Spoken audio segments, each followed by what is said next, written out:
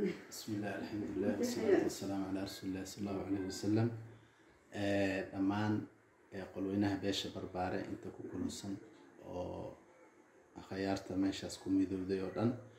waxaan u sheegaynaa in barnaamijkii afurinta ahaa ay noo soo wakiisheen aan wadno oo hawshiisa aan wadno inkastoo magaalada uu roob ka da'ay oo meel isu soo maray la waayay inaan ku imaanay baan nimid oo hadeer aan joogno barnaamijkii aad noo wakiilateen oo ahaa waalidiintii qaraabada ahaa ee agoonta watay oo ilmaha agoonta haystay afurintii barnaamijkii marka insha Allah ta'ala waxaan hadda guda galeynaa in qof walba wixii markaas qarash aan ugu talagalnay inaan u tuurno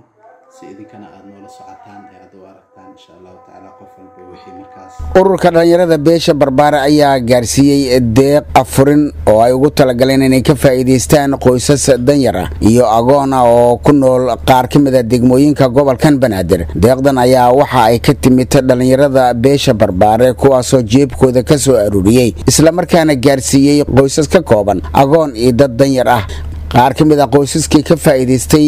deeqdan ayaa ka warbixiyay iyagoo u mahad celiyay dhalinyaradan isa soo xilqaamay isla markaana jeebkooda ka soo gaarsiiyay in ay afuriyaan qoysaskan danta yar iyo agoonta isugu jira.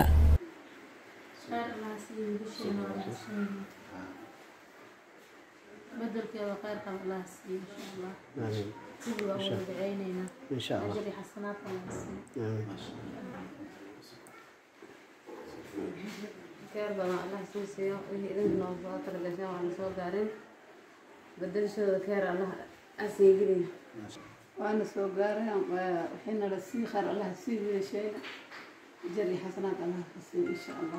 Mudooyinkan ayaa ururka dhalinyarada beesha barbaare waxay wadeen dadaalo ay ku doonayaan inay wax ugu qabtaan dadka tabaalaysan ee aan haysan afurin. Muuse Cusmaan Abtow,